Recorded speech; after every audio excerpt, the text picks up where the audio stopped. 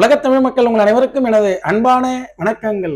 என்ன நேயர்களே, இன்றைய ஜோதிட தகவல் பகுதியில் விரக்தி ஏன் ஏற்படுகிறது? ஒரு மனிதனுடைய வாழ்க்கையில் பலரும் நம்ம பார்த்துருக்கோம்.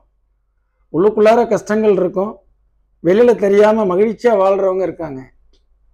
அதை அவங்க மாடிஃபிகேஷன் பண்ணியிருக்காங்க. அதுக்கு அவங்களுடைய லக்னாதிபதியெல்லாம் ஒரு நல்ல நிலையில் இருந்திருக்கும். விரக்தி ஏன் ஏற்படுகிறது? விரக்தி என்பது யாரால் ஏற்படுகிறது? மூணு பேர்.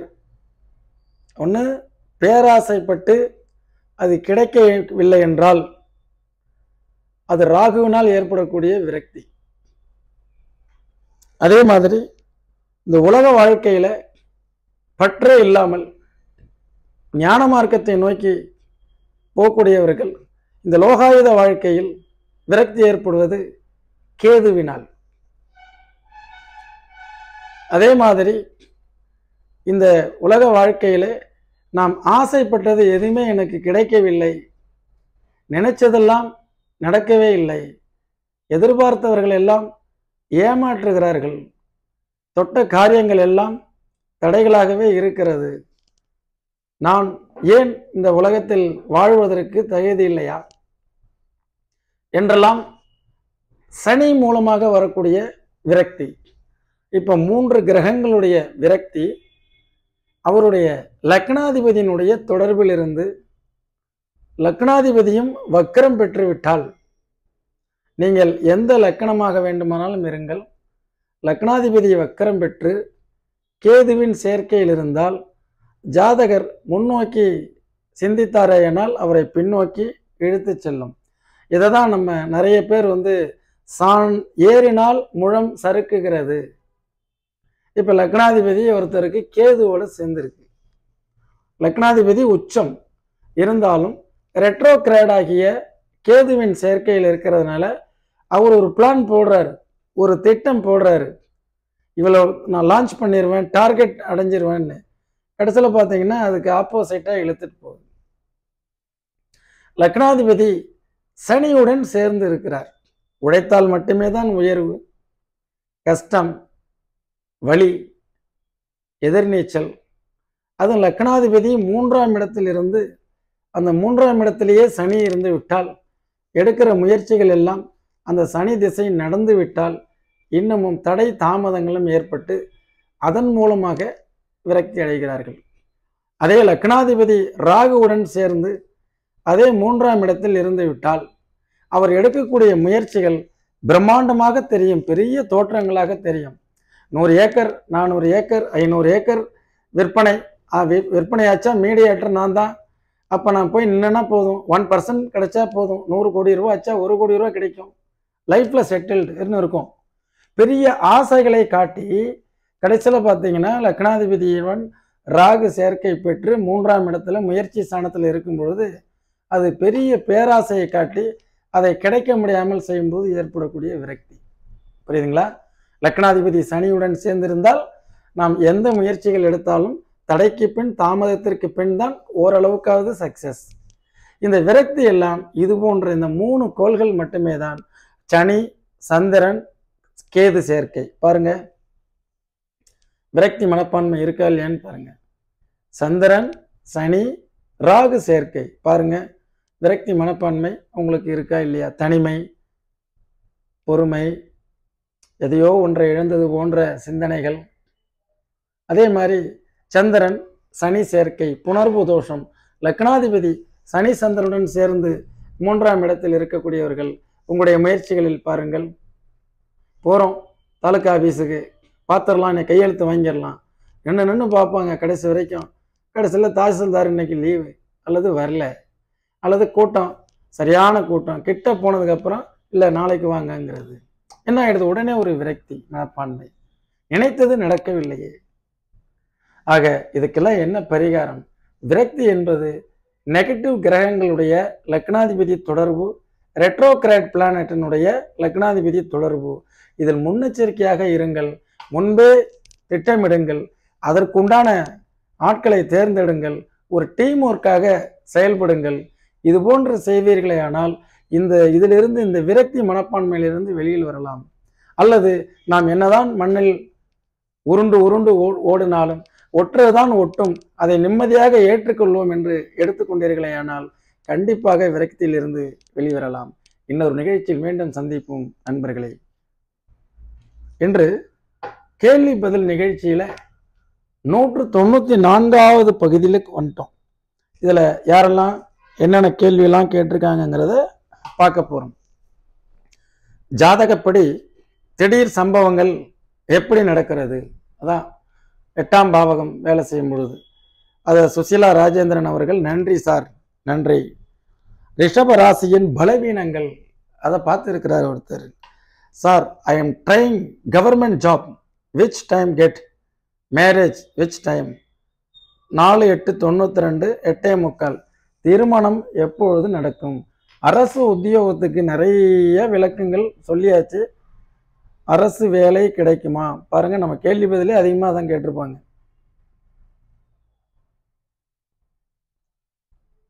அரசு வேலை கம்பல்சரியா அந்த ஜாதகப்படி கிடைத்தே தீரும் என்று ஆய்வுகள் மெய்ப்பிக்கப்படவில்லை என்னை பொறுத்தவரை. இப்போ நான் அரசு வேலையில் இருக்கணும்னு ஜோசியம் பார்த்துக்கிட்டு இருக்கேன். அதனால அந்த சந்தர்ப்பங்களை சரியா பயன்படுத்தி பழகுங்க. 4/8/1992 8:45 ஈரோடு 20:45. அரசு வேலை 10ஆம் பாவாதிபதி சூரியன் தொடர்புடன் கூடி எங்கிருந்தாலும் கேந்திர திரிகோணம் ஆட்சி உச்சம் பெற்றெல்லாம் இருந்துச்சுன்னா அதுக்கு உண்டானது இருக்கு. திருமணம்ங்கிறது 7ஆம் பாவாதிபதி 2ஆம் பாவாதிபதியினுடைய தசாபுத்தி அந்தரங்கள் நடந்தால் திருமணம் கைகூடி வரும். இவருக்கு கும்ப லக்கணம். கும்ப லக்கணத்திற்கு 10ஆம் பாவாதிபதி செவ்வாய் 10ஆம் இடத்தை பார்க்குது. செவ்வாயும் அரசாங்கத்துக்கு தொடர்பு உண்டு. உங்களுக்கு வேலைகள் உண்டான அரசு உத்தியோகத்துக்கு உண்டான தொடர்புகள் இருக்கிறது தனபாலன். அதே நேரத்தில் லக்னாதிபதி சனி திசை, சனி புத்தி, சனி அந்தரம். ஆகஸ்ட் 5ஆம் தேதிக்கு மேலே புதனுடைய அந்தரம் ஸ்டார்ட் ஆகும். சரிங்களா? அந்த புதன் 7க்கு 12ஆம் இடத்துல இருக்கிறதுனால திருமண விரைய செலவினங்கள் ஏற்படும். அதனால திருமணம் என்பது அப்பொழுது நடக்கிறதுக்கு வாய்ப்புகள் உண்டு. ஒரே திசை, ஒரே புத்தி, ஒரே அந்தரம், இது கொஞ்சம் மாறணும். சரிங்களா? இந்த ஆகஸ்ட் 2024 5ஆம் தேதிக்கு மேலே பார்க்கலாம். ஜாதகப்படி மன வாழ்க்கை எப்படி அமையும்? சஞ்சு டேட் ஆஃப் பர்த் கொடுத்துருக்காங்க. லவ் ஃபெயிலியர் சார், எனக்கு அவங்க தான் வேணும், ப்ளீஸ் சொல்லுங்க, எதானா ரெமெடி சொல்லுங்க. அதாவதுமா சஞ்சு அவர் தான் வேணும்னு கேட்டிங்கன்னா சோதிடர்கள்னால் வாங்கி கொடுக்க முடியாது. ஒரு ஜாதகப்படி லவ் மேரேஜுக்கு வாய்ப்புகள் இருக்கா? அந்த லவ் பிரேக்கப் ஆகுமா? இப்போ நடக்கிற தசாபுத்தி என்ன? உங்களுக்கு சாதகமாக இருந்தால் உங்களுக்கு பாசிட்டிவாக இருக்குது, யூ வில் ட்ரைன்னு சொல்கிறேன். நெகட்டிவாக இருந்ததுன்னா உங்களுடைய மனசை கலங்கப்படுத்த விரும்பலை.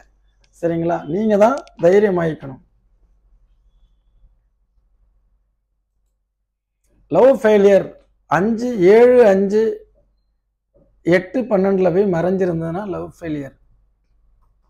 1-7 சேர்ந்து 6-8-12 மறைஞ்சாலும் அவங்க தன் விருப்பப்படி நடக்கிறது வாய்ப்பு குறைவு. அதே மாதிரி உங்களுக்கு தசா புத்திகளும் பார்க்கணும். 5/6/2003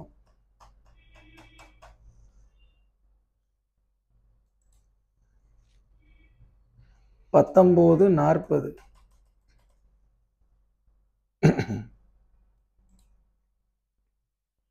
ஆயில்ய நட்சத்திரம், கடகராசி, தனுசு லக்கணம்.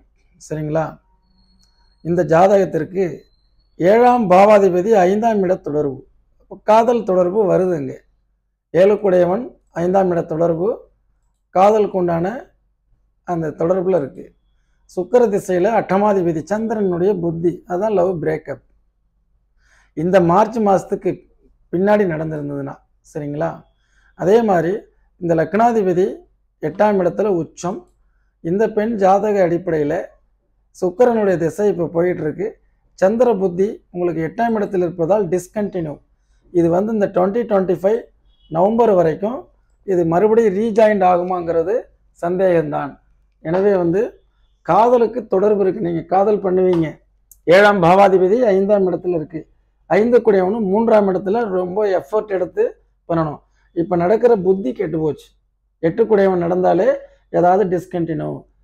ஒரு சிலர் பார்ப்பாங்க, ஒரு சில ஜோதிடர்கள் ஃபைன் கட்டினீங்களா, படிப்பு கட்டாச்சா, ஏதாவது விபத்தை சந்திச்சிங்களா, ஏதாவது கஷ்டம் பட்டீங்களான்னா இப்போ நீங்கள் லவ் ஃபெயிலியரை சந்திச்சிருக்கிறீங்க.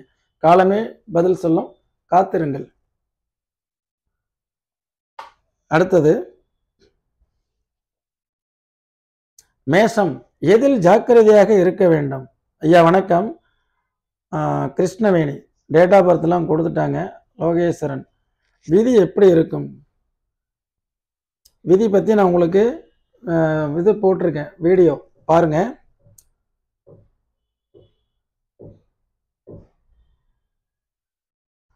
லக்னம் இங்கே கணக்கில் வராது என்றால் ஏன்? வீடியோ இதுக்கெல்லாம் நான் பதில் சொல்லிட்டேன். Right.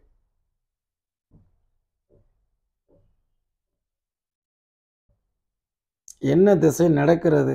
Good time relocate another country from India. குரு பார்க்கும் இடம் வளர்க்கும் என்று சொல்றாங்க. அப்போ கும்பத்துக்கு 8-12ஆம் பார்வை, இது நான் உங்களுக்கு வீடியோவில் சொல்லியிருக்கேன். ஹரிகரன் தானே? ஓகே.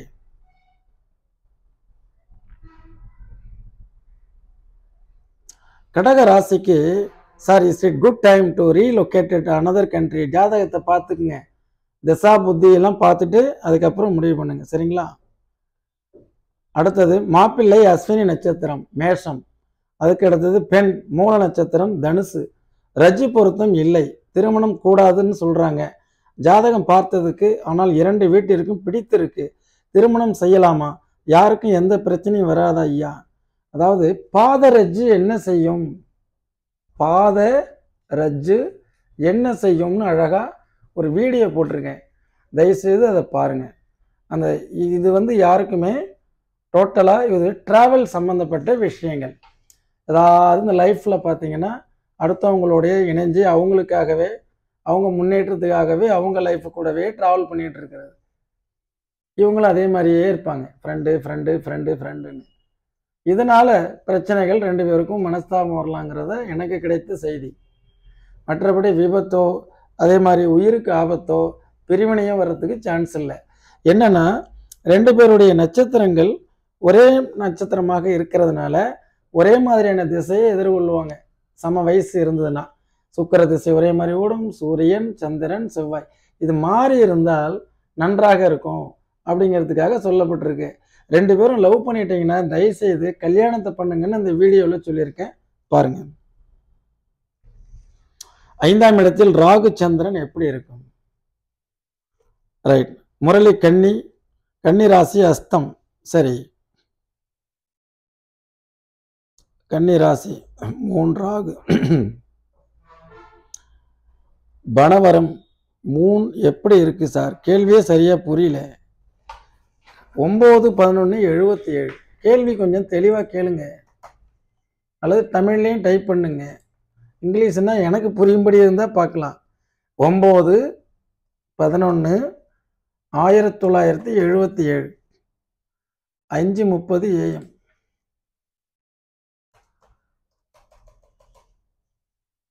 சந்திரன் எப்படி இருக்கு அப்படின்னு கேட்கிறார். துலாம் லக்கணத்துக்கு 5ஆம் இடத்துல எந்த கோளும் கிடையாது. 12ஆம் இடத்துல ராகு சந்திரனும் ஒன்னா சேர்ந்துருக்கு. படுத்தா தூக்கம் வராது. சதா பாருங்க சந்திரனுடைய அந்தரம், சந்திரனை பற்றிய கேள்வி கேட்கிறாரு. 12ல ராகு சந்திரன்லாம் இருந்ததுன்னா ஏதாவது ஒரு பெண்களுக்கெல்லாம் கெட்ட கெட்ட கனவுகள். ஆண்கள் படுத்த உடனே தூங்க மாட்டாங்க, எதையாவது ஒன்று போட்டு குழப்பிக்கிட்டே இருப்பாங்க. ரைட். சகிலா பானு மறுபடியும் வந்துட்டாங்க. அண்ணா வணக்கம், மிக அருமை. நான் கன்னி ராசி அஸ்த நட்சத்திரம் 2ஆம் பாதம் கும்ப லக்கணம், குரு திசை, ராகு புத்தி, ராகு அந்தரம். எனக்கு லைஃப் நிம்மதியே இல்லை, இருக்குமா? உங்களுடைய கோள்கள் தான் நான் சொன்னேன் சாமி. உங்கள் லக்கணத்துக்கு நேர் 7ஆம் இடத்துல என்னென்ன கோள்கள்லாம் இருக்கு? சூரியன், ராகு, கும்ப லக்கணத்துக்கு 8ல் சந்திரன் எல்லாம் சேர்ந்து. அதனால் நம்ம நேரில் இன்றைக்கி தான் பேசணும்னு நினைக்கிறேன். 30-5 நீங்கள் என்கிட்ட கூப்பிட்டு பேசியிருக்கீங்க, நான் விளக்கம் கொடுத்துருக்கேன். ரைட். கலையரசன் இவர் என்ன சொல்றாரு சார்? ராகு திசையில சனி புத்தி நடக்குது, தொழில் பறிபோகுமா? தொழில் பறிபோகுமா? எப்படி சார் தொழில் பறிபோகும்? பார்க்கலாம். தொழில் பறிபோகுமா?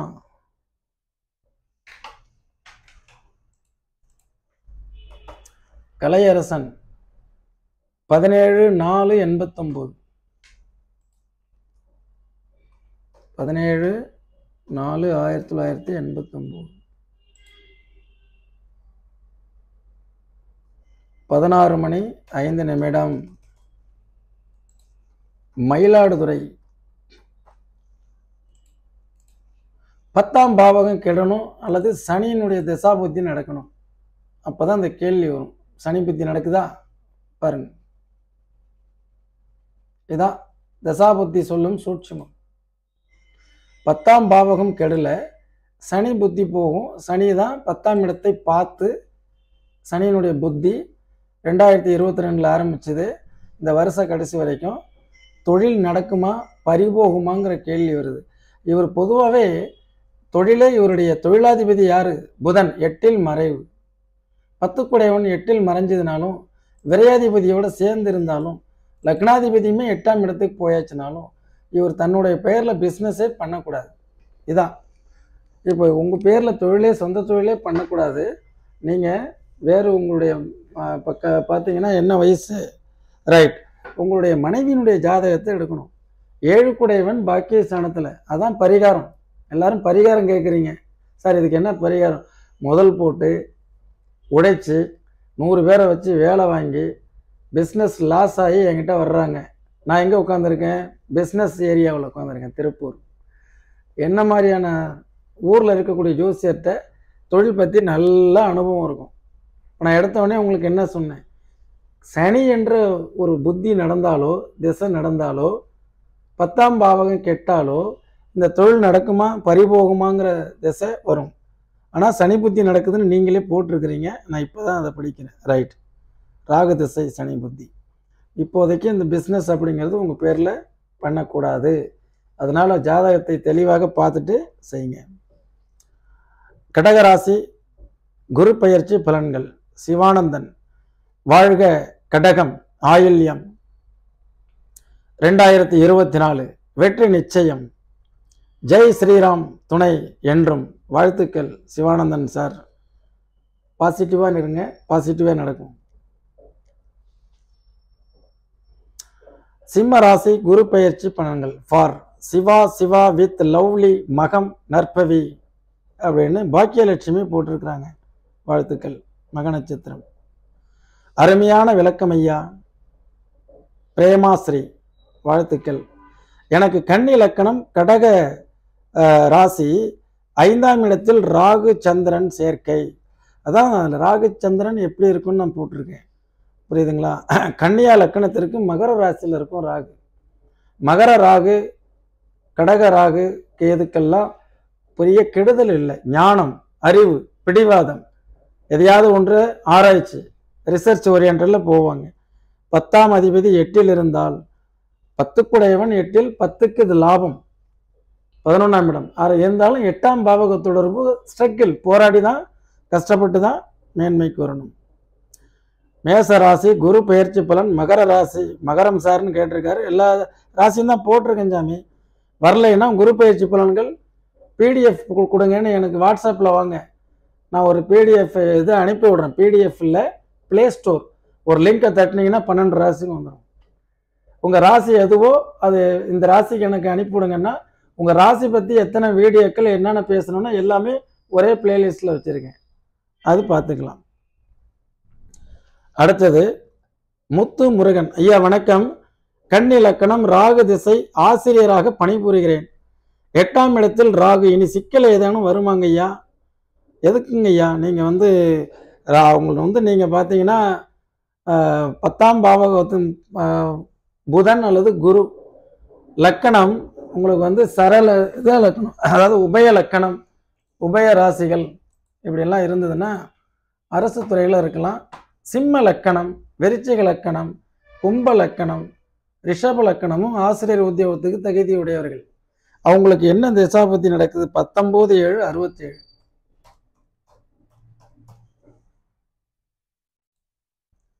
19/7/67. 11/15.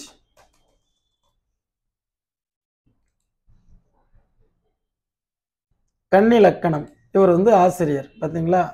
ஆக இப்போ வருங்கால சந்ததிகளை நாங்கள் என்ன செய்கிறோம், இது மாதிரி பிரித்து தான் அவங்கள என்ன படிக்கலாம் அப்படின்னு கொடுக்குறோம். கன்னியா லக்கணத்தில் பிறந்தா பள்ளிக்கூடம், 10 புதன் பள்ளிக்கூடம், அதே நிதித்துறை, இது கல்வித்துறை, அதே மாதிரி கம்ப்யூட்டர் துறையெல்லாம் இப்போ நாங்கள் கொடுக்குறோம். கேள்வி பாருங்கள், 10 திசாபுத்தி நடந்தால் அந்த கேள்வி வருது. ராகு திசையில் புதன் புத்தி நடக்குது. கேள்வி 10 பற்றி. 10 வக்ரமாக இருக்கிறதுனால அவருக்கு சந்தேகம், ஏதாவது சிக்கல் வருமா அப்படிங்கிற மாதிரி சந்தேகப்படுறாரு. கன்னியா லக்கணத்துக்கு இப்போ ராகு திசை, ராகு 8ஆம் இடத்துல இருக்கிறது நல்லது. சரிங்களா? அது மறைவு ஸ்தானத்தில் இருக்கணும். நடக்கிற புத்தி லக்னாதிபதி என்னதான் வக்ரம் பெற்றிருந்தாலும் உங்களுக்கு வேலை பறி போகாது, அது உங்களிடம் தான் இருக்கும். 7.5 நாட்டு சனி விலகியாச்சு. நீங்கள் 4 பாயிண்டில் 2 பாயிண்ட்டுக்கு வந்துடுறீங்க.